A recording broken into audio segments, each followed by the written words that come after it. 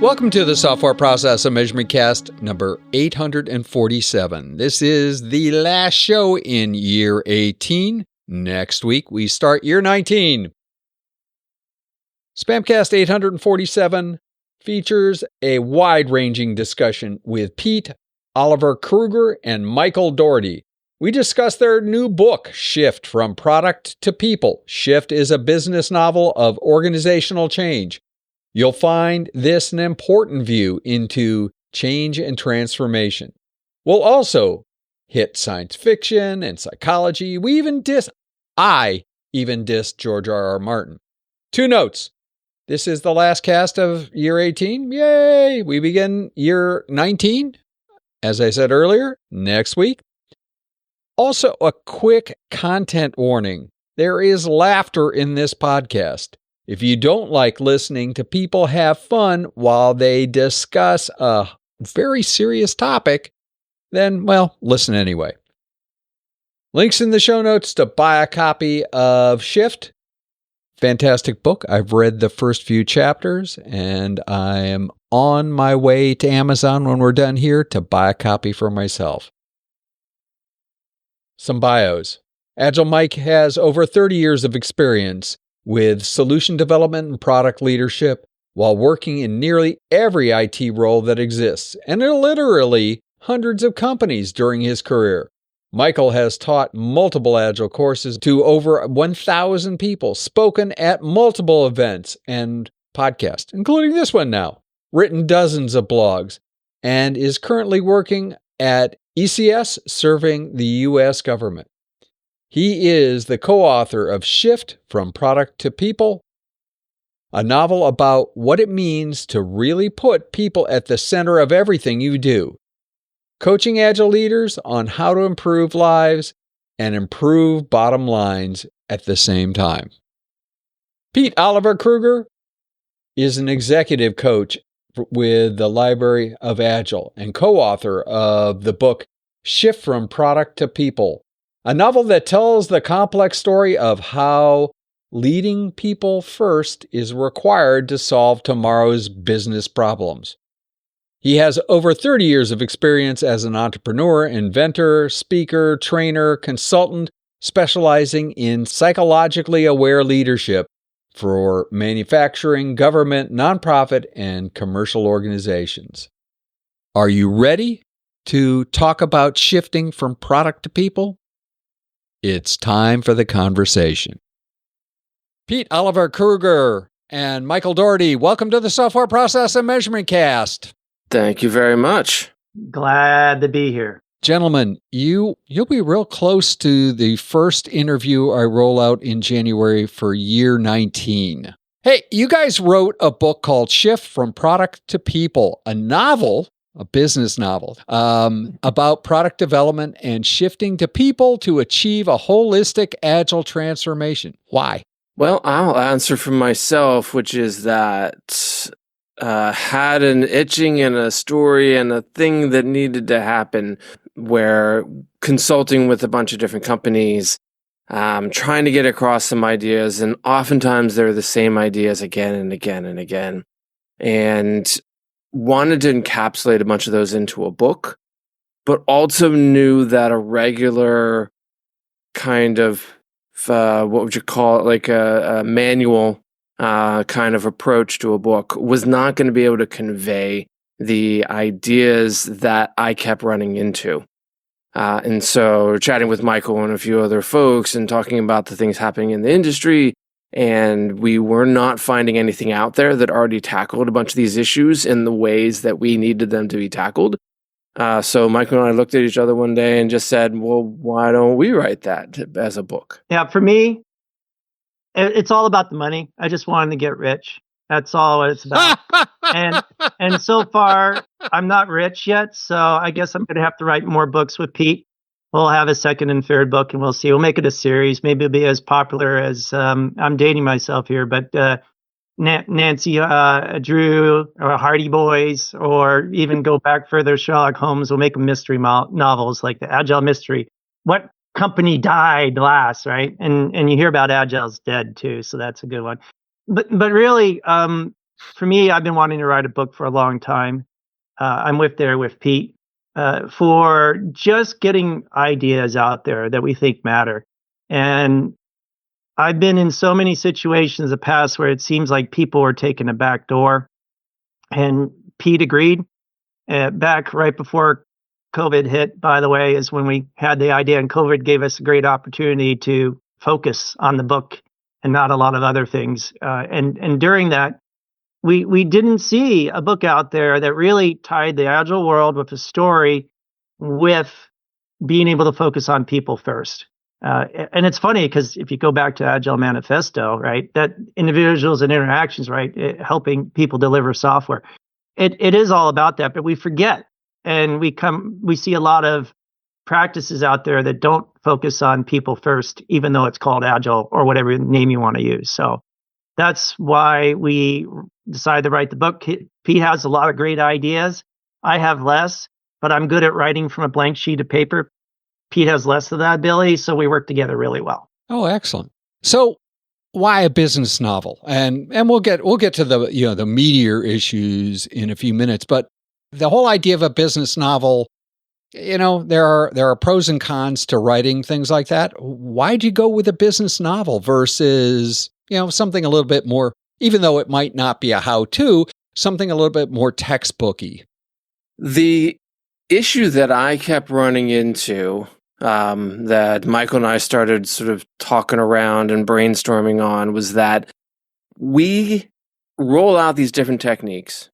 People start to implement them. They start to customize them to their own local cultures and what they're trying to do. They misinterpret a bunch of different things. They think that they're doing the Agile technique, but they really aren't, or they're doing a version that's so modified that it really doesn't have the benefits of the original exercise anymore.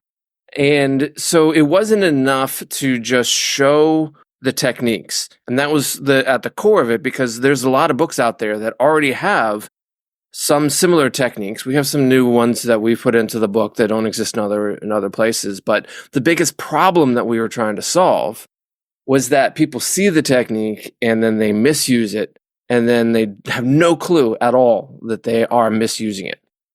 So the book allowed us to introduce an idea, and in the story, have them misuse it, and then have the ability to go back and show them how they're misusing it, to clarify it. And then we did that over and over again at several different chapters to get through this idea, to not take your first idea or your first implementation of stuff. But the real learning is to be aware of where you're bringing your own bias in and where you're adjusting it. And that if something's not working, it may not be the technique's fault. And it really might be more about how you're just so immersed in a culture that you don't see it, which is why you need a coach in the first place. Yeah, let me plus 1,000 that with Pete, that there's a lot of great books that are out there about how to do things within Scrum and Agile. You can name the usual folks from Jeff Sutherland to I really like Simon Sinek. Pete and I both like Simon Sinek with Start With Why and a lot of his books and that are related to the industry. I'm also a big fan of David Marquet's work and Turn the Ship Around, which you could say isn't exactly an Agile book, but yet it gets the same mindset and concepts that are in there. And the thing is, those are great books. And I read a lot of books all the time. And what was missing is that, well, there is the Phoenix Project. And we do start our book in the Phoenix Project. And if you go to Amazon and look at our book, you'll find out we're classified in the same place as the Unicorn Project, the Phoenix Project, all that. Yet we wanted to have it where we really could show, unlike the Phoenix Project, where they have that expert come in and start showing the factory and saying how things can be done. We have a real expert that isn't an expert in everything and makes mistakes. And bring it to when you have theory combined with reality, practice, how it's messy. And it's really people that get through that mess. The mess doesn't fix itself, right? So that's where we saw the book being an excellent way of portraying that, as opposed to just giving how-to, since these days, there's so many lists out there. There's AI that tell you how to do things and so on. Just prompt it and you get an answer. You don't like the answer, you prompt it again until you get the answer you want. And so it's about really recognizing that these things need to be done in certain ways, and that you need to do some sensing as well within your environment to figure out how to get it to work. And that's why we have the book. So let's start spinning down a little bit. The idea of a people-centric approach. Why was that? Why is that important? And come on, like we could just do techniques. That would be just about as good. Or we could just use product kind of ideas and get rid of this people problem. That's me being facetious, by the way. What? Well, it sounds like a lot of people that I end up working with sometimes. Yeah. We get focused on the execution side of stuff. And it's part of the mental patterns that we have. Might use the word mindset. There's different levels of thinking that people are using. And if you're in that kind of an engineering mindset, you're used to process. You've been taught process. You went to school to learn process. And you know that if we do these steps and we get to these pieces and we're trying to do all those different portions of things, that you should get to the goal of where you want to. And it's created this fallacy that there is a single answer, that there is one destination to get to. I say it's a little bit of a fallacy. It's a little bit of a known quantity in engineering that there are multiple ways to get something built, to get something designed. But we come at it from a mentality of executing on a process to get to a result.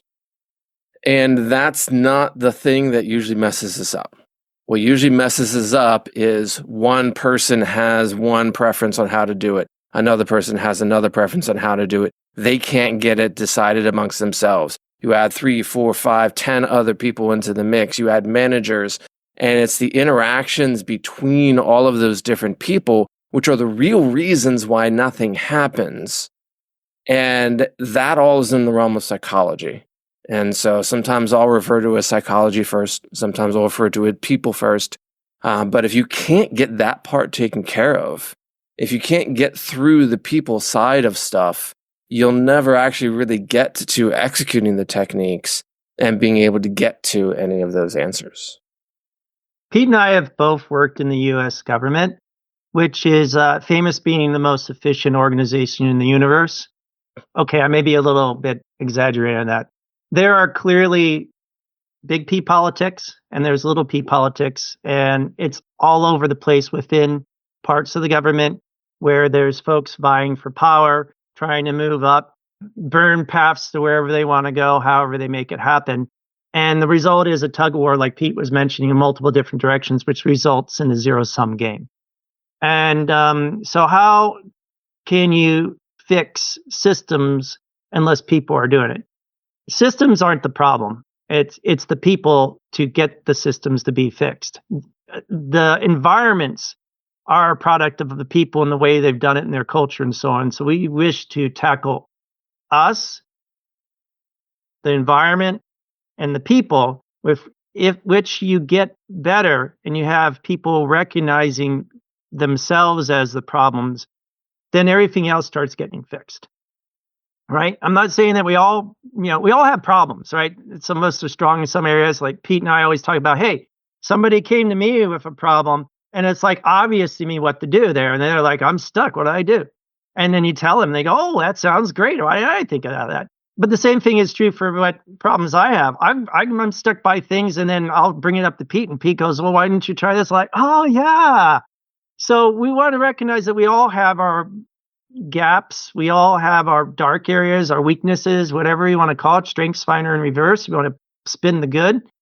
And that's where we want to make sure that we focus on the people, because that's where the real change is going to happen. I like the idea of psychology first. Why didn't you call it that? Why not say psychology first versus people first? We called it Game of Agile for our original title of the book. And because it was like George R. Martin tried to sue you then. Oh. Yeah, right. The George R. Martin, it came from, New Mexico and said, no, you can't do that. I'll sick dragons on you.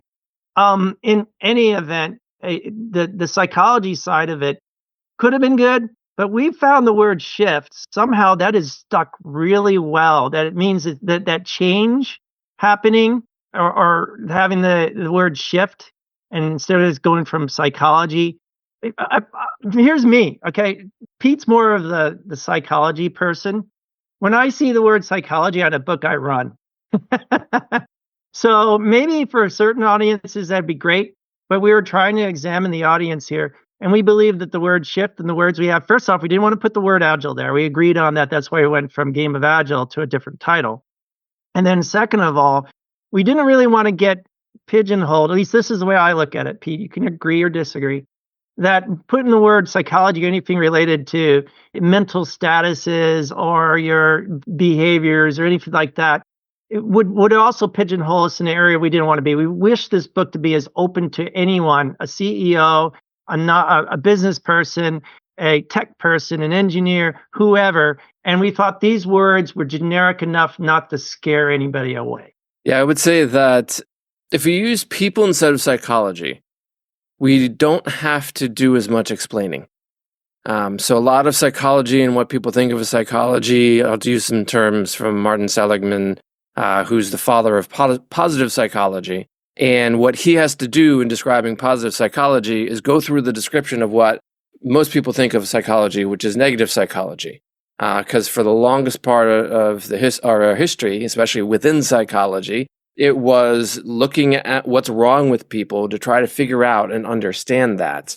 And as he describes it, at one point, you hit a spot where you maybe have taken care of all the things that are wrong with a person, and where you end up is a neutral state, not an exuberant positive state. And so what he discovered and put into his work was that there's a whole different set of techniques that take you into the positive areas of happiness and positivity and flow and productiveness and all these other things that we enjoy out of life, which is a different set of practices than the ones dealing with getting rid of all the negative stuff in our lives. And you can see how long that description was. And that's just to set up the idea of positive psychology. And then you layer all this other stuff on top of that. And so we're just people, faster, simple, easier. People understand people, but it gets it to wake people up to this idea of paying attention to the person that's in front of you instead of the psychological technique, because that again gets us over into techniques. So why the concept of, in the title, product to people? Why that sort of that journey versus a different journey? I just wanted to jab at Nick Kirsten with his project, The Product. No. Okay, well. No, I'm being a little snarky here. It's okay. No.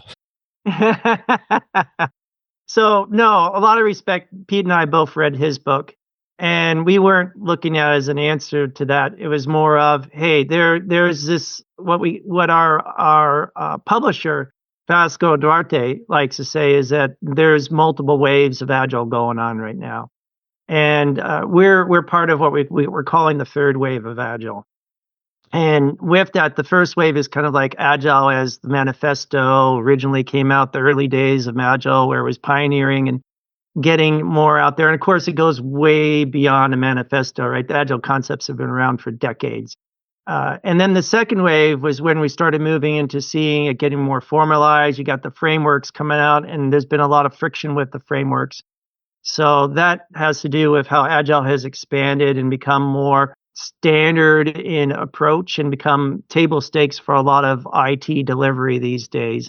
And we're seeing a little bit of the fallout from that going on right now, where there's a lot of coaches and Agile people, and it's been oversaturated. Now there's this kind of falling back with folks there. Well, our third wave is saying, let's go back to this basics, to brass tacks, where it's really a people-centric approach. And that third wave is going into, let's put empathy first. Let's use evidence.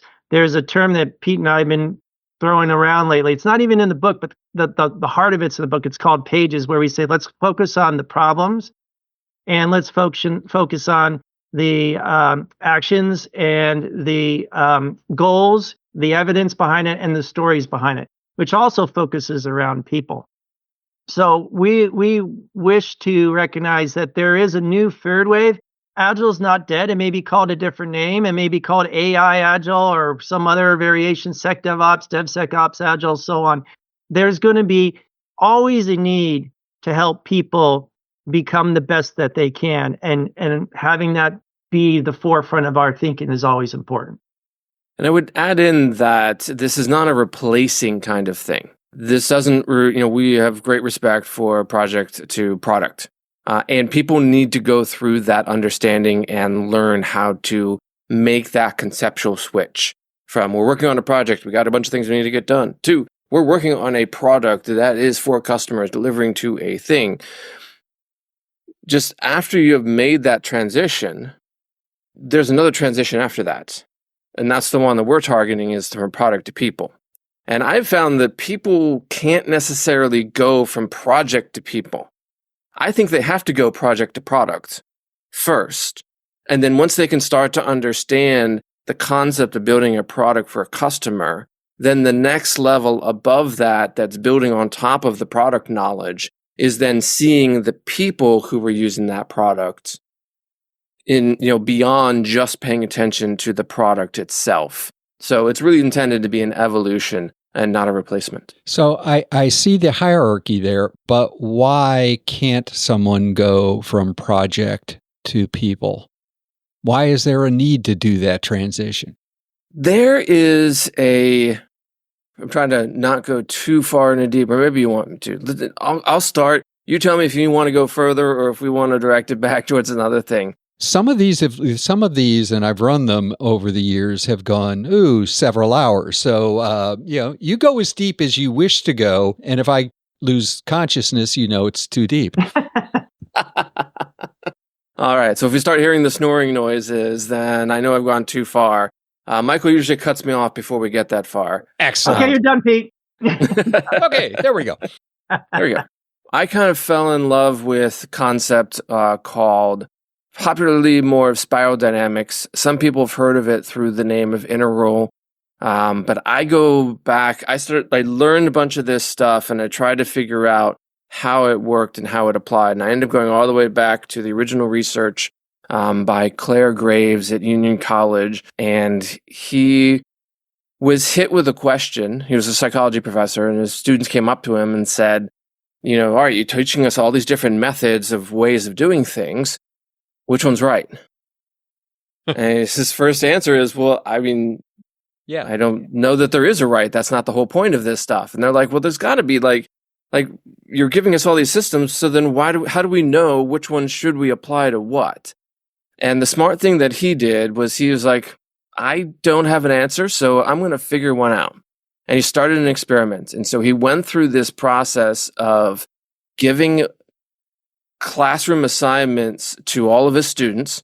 He even set up 2 students, pulled out all the stuff from a janitor's closet between it, installed one-way mirrors, and set up an experiment so he could watch the classes interacting with their homework as they started working on this stuff.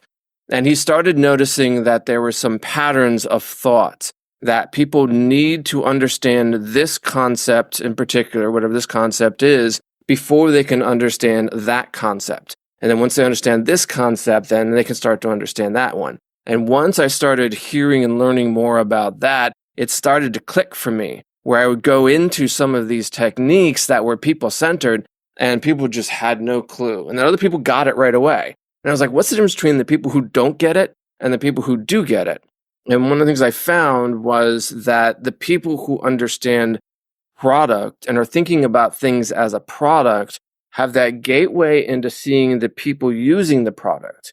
Whereas the people who haven't even thought about the project yet, is just like given them a piece of work, they have a backlog, all they're doing is executing on the backlog, and they're not thinking about how the pieces come together. They can't even see enough of the picture because they're not given enough of the picture to really understand how this affects to anybody. They don't have the context whatsoever. And so that's why, for me, people have to go through the product learning so that they go, as a team, they start being exposed to the customer, being able to see the customer, talk to the customer, or at least understand what the customer is going through. And that is the doorway to being able to put people at the center of your work. Would agree with you, Pete. and say that I would love to do an experiment further with teams that are in programs and even divisions and business units where they're doing project-centered thinking, and then move them to people-centered thinking and see if you can get it to work. It really is. It is a bit of it depends. Now, your example you gave of Claire Graves about, hey, I don't know which is right, let's find out, is a great way to do it. So we can experiment on that too. And so does it have to be a product-based organization? It sure helps. It certainly helps because you're at a better starting place. Can you go from 0 to 100 in 2 seconds? Well, maybe if you got the right rocket car, you could. So it could be done, but boy, you're going to have a harder ramp up in speed to do it. So it's better to be at that starting place if you can, because there's that saying in the agile communities, right, that they're not ready yet. All right, we're not there yet. And that's often the case what happens when we want to try to get to full people-centered approach. It would always be fun if we could do a lot more industrial experimentation inside of corporations. I just generally frown upon that. Just saying. Gentlemen, why this book? Why today? Because of this thing that we keep hearing, which is that Agile is dead or Agile is dying. But yet those of us who are in the midst of it and doing it know that probably at this point, Agile is what is needed in those organizations where Agile is dying. And one of the things that we keep seeing is that it's not Agile that's dying. The thing that's trying to be killed, if it's a executive or somebody that's trying to kill it, is often a bad implementation of Agile.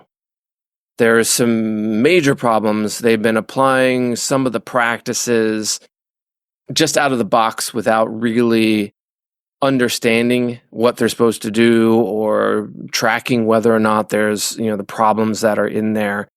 And we're all seeing it. We're all kind of facing it.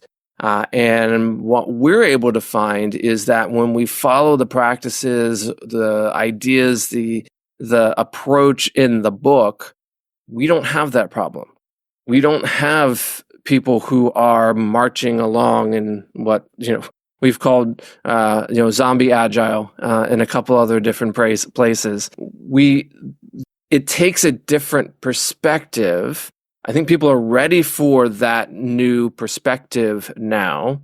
And I think they're ready to move out of the framework wars that we have been in, which is kind of taken over Agile and defined Agile. And if we want to survive as an industry, if we want to survive with these things that do definitely work and make people's lives better, it needs a framework. It needs some kind of a visibility. I don't want to use framework, but it needs this new approach. And that's what we wrote in because it's different and it's hard to explain, which is why we ended up telling a story about it. But it's time for something new if Agile is going to make it through. And everybody who's had a wonderful experience with Agile and wants to carry that on to the next generation, we need a new approach. And that's what we're hoping to do in our world. Yeah, Pete hit it really strong there and agree fully in that. Funny, actually, I noticed a message in LinkedIn from Vasco Duarte saying that I'm noticing that there's been an influx of new openings for Scrum Masters or IT Agile coaches and so on just recently. Has anybody else saw it? And I'm like, not in the U.S. But in any event, that, as Pete said, it's the bad implementations, it's the commoditization, it's the influx of people that just want to make a quick buck on it. There's the training institutes out there that you could get one class, right, and not even have to take a test. The next thing you know is you could be teaching teams how to do this thing you just learned yourself, and you don't have any idea the nuances of what it means and so on. And those bad teachers, intentional or non-intentional, really do impact the ability to keep progress going and deliver value and the word outcome over outputs and all that happen these days. So getting those in mind and recognizing that you can't have beginners be leading major SAFe implementations just because they got themselves the implementing SAFe class and they passed it. You've got to have folks that really understand the people behind it, the psychology behind it, what's going on. Do some sense making, right? There's that sensing what's going on, really understanding the undercurrents as much as possible, and then working together in co-creation to make that happen. So this book covers that. That's why we wrote this book, because we didn't see another book out there that has done that. There's some work that's being done right now, and Pete, hope you don't mind, Ken Rickard and Jason Little, Lean Change Management Guide and so on, that they have a sense-making book that I find covers a lot of the same concepts that we have in their own flavor. And that's where I see us going with this third wave and beyond, is more of recognizing that we've got to sense where they are and then respond to the people and come up with some tried ways and working it out together on the improvements, recognizing that there's some really good ways of doing that are listed here. There's things like double ACEs that we have. There's the Ratatouille principle, usability theater, which we presented at Agile 2024. And we've got a lot of great ideas in here that I've talked to folks and go, yeah, I'm starting to use it now. And it can be as simple as just having a hypothesis. It's amazing out there in the industry how people will just do things and it's like value guaranteed. That's not the case, right? So sometimes it's worth having another book bringing a different perspective on stuff that's been out there forever, right? And that's important too. Before we start to wrap here, in one of the videos I saw of you two, or at least some of the copy that I've seen, the expense, God, this is why I frickin' edit. The Expanse novels were mentioned. I'll be honest with you, I have not read them all. I'm just about 3/4 of the way through the first one, and I'm doing it in paper. Which is your favorite? Do I need to go past the first one? I actually like the last trilogy probably the best. I also really enjoyed the very first book. So I think you're getting a lot out of getting in through just the first book. And if you don't get past that, I think you still get a lot of great sort of experience from it. The things that I like that sort of grab me and activate me are when we kind of look at the extremes of space applied to the ideas and the worlds and the psychology things and the stuff that we're dealing with right now. And it's one of those things of, there's a lot of things that organizations can succeed nowadays with really bad management and really bad ideas and not doing a great job by their people and all these sorts of things. But once we start really going out into space and really doing more space travel, where if you made a thing and you messed up, it's not that somebody got fired, it's that somebody died, that everything died. Your entire space station died. Because the wrong decisions were made and you weren't thinking about the people and you weren't getting into those aspects of things. That to me is a cautionary tale for us. And it's one of the things that kind of drives me to do what I do, to help us look for new ways that we can go off into the future. One of my phrases that I live by is to build the world that we all want to live in. And I feel like Expanse outlines a lot of the problems there and also starts looking at the solution. And then the third trilogy, I think for me, also comes back around to finding, it returns back to that sense of like when people apply these ideas that are difficult but are just, the stakes aren't high enough, they get away with all kinds of crap that they shouldn't get away with. And one of the things that I live by, that I think is a phrase, we actually put it in the book, it comes up in chapter 10, and I won't tell you the context of it, but you'll see it when you get there if anybody's reading through it, is that the ends does not justify the means. The means by which you pursue your ends is the definition of your character.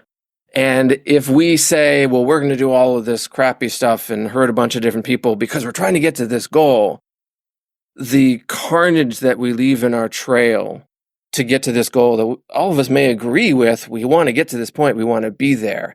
but it's all the damage that we cause to other people between here and there, which is really the problem that we need to deal with. And we need to get away from this ends-driven kind of focus, do whatever it takes to get there to the ends, to instead focus on that journey.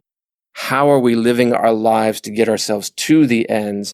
That is the definition of how we should live, how we want to live, and let that be your guide, at least in my personal opinion. As a Stoic, that resonates a ton with me. Oh, Mr. Marcus Aurelius Stoic going on there, Tom. Excellent. Marcus Aurelius, Epictetus, Seneca. I at one point in my life wanted to be a professional philosopher. Then I realized that I would be impoverished like Erasmus or something like that. So I just said, forget it. With that, mic drop there for you. I'm dropping. Yeah, Michael here is dropping. That was excellent. I got to confess, I'm in your camp, Tom, in that I've only read Leviathan Awakes. I think that's the first book. I never read beyond that. I watched all the Amazon shows, if that counts. Same thing with Game of Thrones. I only read the first book and actually kind of stopped about 2/3. I'm like, all the characters in the beginning of the book are dead. No, I'm dropping the book. This is too deadly. So there was this idea that Pete and I liked about Expanse and Game of Thrones, and there are other novels out there like it, where we wrote our book in a perspective where it's third person past tense is a more clinical way of saying that. And so everything's written in the past from a different person's perspective each chapter. Do we revisit people in later chapters? Absolutely. There is a main character, if you will. There's some primary characters there, but there's about I'd say about 20 primary characters out of a bigger group. And so with that, though, we do different perspectives. So you get to see how a designer thinks about it, how you see a VP, a product manager, the change coach, right? All these roles in there who get to be impacted in a different way. So you're not just seeing it from one person's perspective. And I really love that. And I didn't see any of that anywhere for at least a business book. Even, go back to Phoenix Project. That doesn't have that. It's all from one person's perspective. And so that was one of the main things that Pete brought up to me when we were first talking about this back in like February of 2020. And I went, holy cow, this is something that is worth doing. Let's make it happen. And just with that, that was the main thing. And one other thing too, Pete was talking about space. I like to say that Agile these days has things just as important or as critical as space. There's something called the Coburn Index from Alistair Coburn, one of the signatories Agile, where he says, look, how serious is this? If it doesn't work, will people die? Well, if you're talking about software that's enabled medical products that are doing, the answer is yes, maintaining their health and so on, people die if it fails. There's some real deaths here. It may not be like whole planets and so on that could get fried in the expanse, but it's still very, very serious we're dealing with. And so we got to make sure that what we build out of this has as high of a quality as possible, and the people are the ones that are responsible for that. Yeah. Thanks for doing that clarification there, Mike, because it was, I don't mean to make it simplified here on Earth that people don't die. People die all the time from the different products and the different things that we're working on. Yeah, so adding in. Technically, that thing that you brought up is called the third person rotating limited perspective. Yeah, that thing. Where you only get to see the thoughts of one character at a time. And this is the thing that the Expanse does. And they were actually proteges of George R.R. Martin from the Game of Thrones, which is where they got the idea from. But it's in this idea that where if you limit the perspective to just one character, but then you switch that character, you get to see the same thing from different points of view. And that is the core for what we're doing with. It's not about one person, it's about people. And you got to be able to see the different perspectives to understand what you're missing as you started to solve problems together and collaborate. I will blow all of my science fiction street cred and fantasy street cred. To be honest with you, I think Martin's prose sucks, but there you go. And I might even leave that in. So, gentlemen, if you woke up tomorrow morning, somebody handed you, your caffeinated beverage of choice, whatever that is, and a magic wand, and said that you had 2 wishes, and you couldn't wish for more wishes. That's not in. That could make a difference in terms of how organizations change. What would those 2 wishes be and why? And you both can have 2. Wow, that's a tough one. I'm going to say that I wish that people could actually automatically recognize and want to see when others are having trouble and immediately just be able to click and know, like some sort of super powerful Vulcan mind meld that's on whenever it's needed on. So the way people emphasize with each other and it's not hidden. There isn't this like back talking or any sort of miscommunication and so on, that people can just connect. Is it the Borg? I hope not. Speaking of sci-fi, I certainly hope not. But something where we can empathize with each other without all the different judgments and innuendos and little things that happen that confuse people and make it so complicated just to talk about what's really going on. I'll put my 2 in to say I wish people would see each other as equals and be more democratic about how they're working at it. And then number 2 is that as they're doing that, they focus on solving problems instead of implementing solutions. And I feel like for me, a lot of everything else flows down from those 2 things. And there's a lot of nuance in all of those different things. How do you get people working as equals?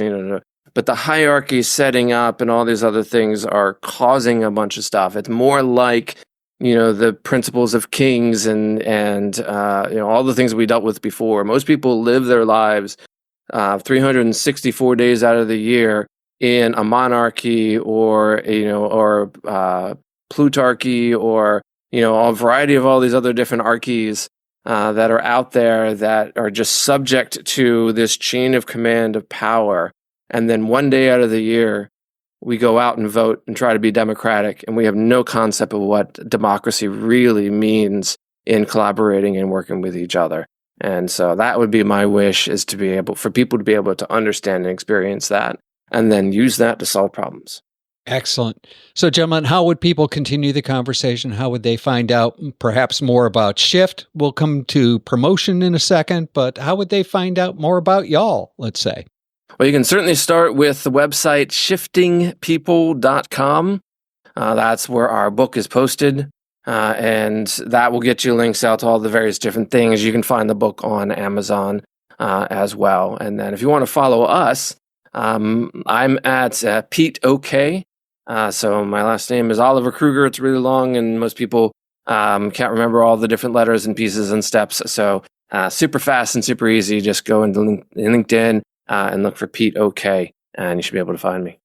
Yeah, and LinkedIn is still my main way of communication as well. It would be Agile Michael Dougherty. There are a lot of Michael Doughertys out there, and I even went to high school with one where we kept getting mails and awards and everything else confused with each other, which was fun. He played trumpet, I played saxophone, so it's like, I don't deserve an award for trumpet playing. What are you talking about? So yeah, go to Agile Michael Dougherty. You can find me there. And as Pete said, the book is on Amazon. We got a Kindle version. And since I haven't gotten rich yet, we'll keep writing. We got a second book, Reality, already half written. So we're going to keep going with that in a third book. And if there's enough desire, we'll even do an audio version, which we haven't yet. So LinkedIn's the best way to get a hold of me. I check it every day. Just FYI, having written a few books and chunks of other books, I get a check from my publisher from the last 2 that allows me to take my wife to Red Robin, assuming that we don't buy a beer, at least twice a year. So getting rich, this ain't the way to do it, gentlemen. Nope. No, what Pete and I really say, just real quick, is that we like this book to enable us to work with clients and give us opportunities to help others. Right? That we're opening doors through the book to be able to be more beneficial to those out there rather than going to clients that may or may not really even want us there. Fair. So, gentlemen, at this point, I open up the platform for you to promote anything you'd like. This will be running at the beginning of year 19. I don't know. I can't promise it'll be out there for 19 years, but selling your car on eBay, probably not exactly the right kind of promotion. The platform's open. Have at it. Yeah, going back to what Michael was saying before, that we hope that this book is going to get people to wake up, think a little bit differently. And one of the core things that's in here is pointing out the importance of having a coach. I know I'm in it for for changing people's lives. It's one of those things that I was executing and doing a lot of these things that, teams in the book were doing. And everybody was, hired me to come in and execute and do these things.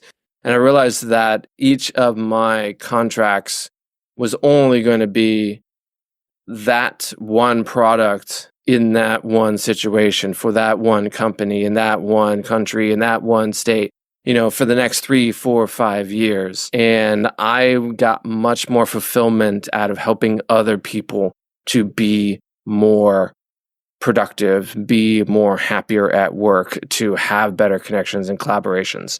So for me, getting to the point of the book is just to get us out there to say, if you'd like to implement some of these things, you're not quite sure how to do it, or you're not quite sure how your company's doing it, the coaching and the consulting is out there. And I already am doing a lot of different mentoring for other different coaches. And so you want to find those connections. I want to find jobs for coaches. I want to find the opportunities to be able to get more people exposed to new kinds of thinking, so that we can all build that world where we all want to live. Yeah, Pete covered it all. I'm very good with what Pete said, so +1.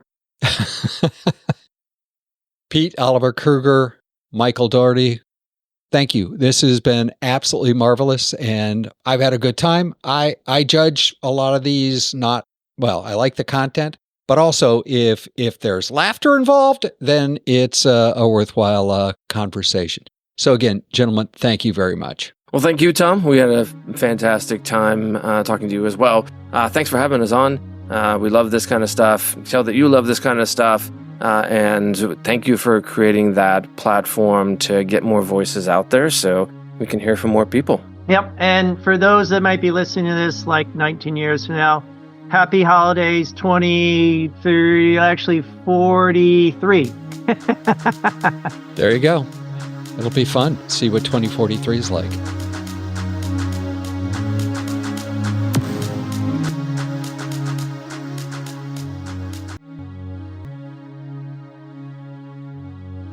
Remember, the Software Process and Measurement Cast, again, is brought to you by Mastering Work Intake. Yay! As I'm writing this copy, it is 341 days until Christmas. It's never too early to buy a copy of Mastering Work Intake to give as a present. All kidding aside, look at your to-do list and tell me that your work intake process is a perfect balance. Whether you are reacting to your work or your personal backlog, it's time to learn to take control. Buy a copy of Mastering Work Intake, link in the show notes. Do you want to test the water before spending your hard-earned paycheck? Jeremy Willits and I offer a free 30-minute office hour session. In these sessions, we'll facilitate helping to identify and create a plan to tackle one of your work intake challenges. Book time, link in the show notes. It's free. This week, in Reread Saturday News, we tackle the preface and introductions of Development as Freedom by Amartya Sen. Have you bought your copy yet, by the way? These two sections provide important insights to the rest of the book. This stuff is the stuff you probably would have jumped over if you were left to your own devices. In the preface, Sen makes two fundamental points, including his definition of development. In the introduction, Sen highlights the relationship between development and freedoms. I told you should read the front matter multiple times over the years. Now I just sound like I'm nagging, right? Link in the show notes. to this week and previous week's installments of our reread of Development as Freedom by Sen. In the next software process and measurement cast, the one that begins year 19, I have been hearing suggestions from coaches and change agents that the end outweighs the means. This consequentialism will do very few good things to you, your organization, and those around you in the long run. The journey matters. We discuss consequentialism and change next week. We'll also have a visit from John M. Quigley, who brings his wonderful Alpha and Omega of product development to the cast. If process improvement is a never-ending journey, why do so many people ask, are we there yet?